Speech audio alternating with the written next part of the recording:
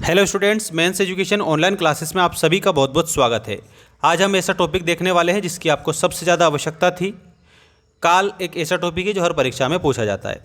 काल का मतलब होता है प्यारे बच्चों समय। आप सभी याद रखिएगा।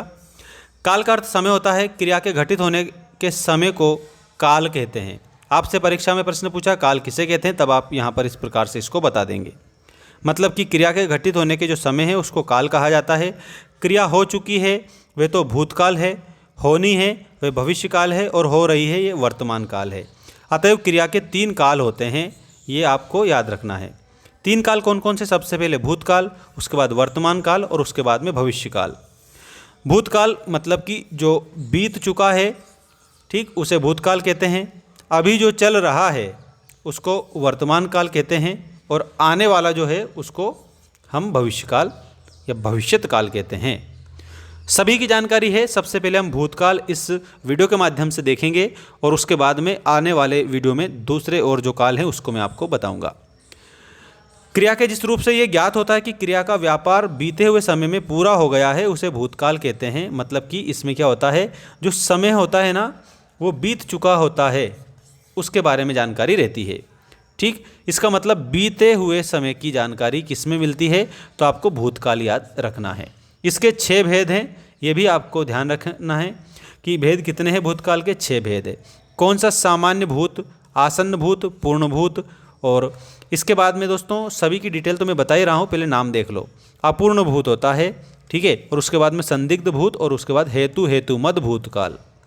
अब सभी की जो परिभाषा है वो उदाहरण सहित आप सभी बच्चे ध्यान रखेंगे। सबसे पहले सामान्य भूतकाल जो होता है उसको कैसे बोला जाता है, कैसे इसकी पहचान है, सभी आप जान लो। सामान्य भूत में इसमें बीते हुए समय का तो बोध होता है पर विशेष समय का ज्ञान नहीं हो पाता। जैसे लड़का आया, इसमें पता नहीं चल रहा है कि वो लड़का जो है कब आया। ठीक, इसके बाद में रमेश ने खाया। अब रमेश ने क्या खाया, कब खाया, इसका कोई पता नहीं चल रहा है, तो यहाँ पर ये सामान्य भूतकाल हो जाता है। अब आसन्न भूतकाल किसे कहते हैं, इसमें आप समझना सभी बच्चे ध्यान से। जो आसन्न भूतकाल है इससे पता चलता है कि काम अभी अभी हुआ है, समाप्त। ठीक है, मतलब काम अभी अभी अगर समाप्त हुआ है तो वो आसन्न भूत है। जैसे लड़की आई है, ये राधा ने खाना खाया है, ये आसन्न भूतकाल है क्योंकि अभी अभी हुआ है ऐसा कार्य, इसलिए। लेकिन हो चुका है मतलब कि इसमें क्रिया जो है ना दोस्तों वो संपन्न हो चुकी होती है। ठीक, और वो तुरंत अभी संपन्न हुई है, थोड़े दिन पहले की बात है, ऐसा थोड़े समय पहले की बात है, और उसको हम क्या कहेंगे, भूतकाल। और अगर मान लो चल रहा है तो फिर वो कौन सा हो जाएगा, वो तो वर्तमान हो जाएगा। तो आसन्न भूतकाल में क्या होता है कि जो काम है, जो क्रिया है वो अभी अभी समाप्त होती है। इसके बाद में आता है पूर्ण भूतकाल।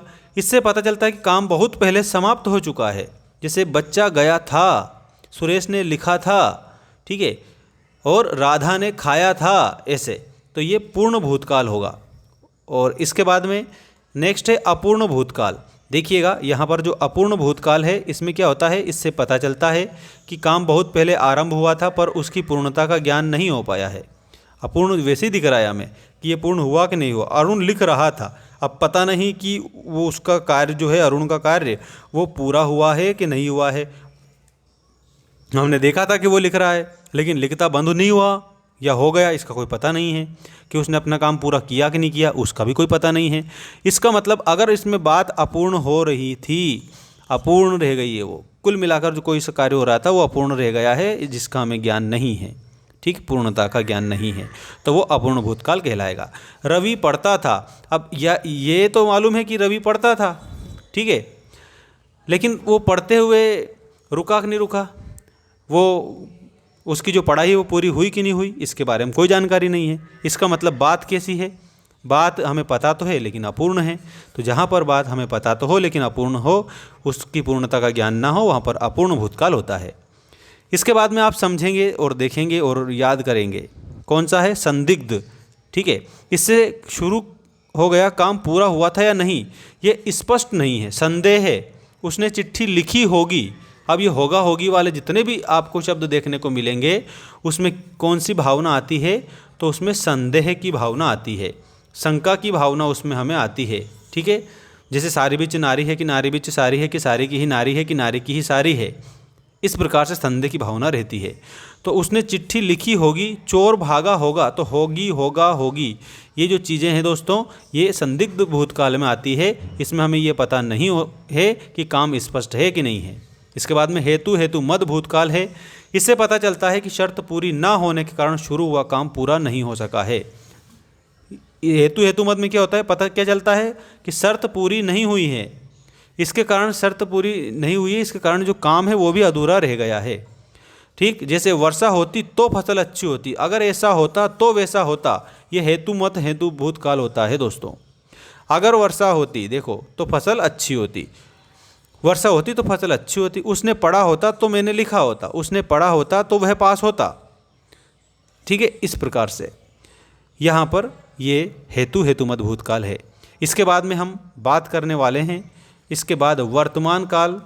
अगले वीडियो में आपको वर्तमान काल और फिर एक और वीडियो आएगा जिसमें आप लोगों को मैं बताऊंगा भविष्यकाल, मतलब आने वाला जो समय है उसकी सामान्य जानकारी जो कि हमसे पूछी जाती है।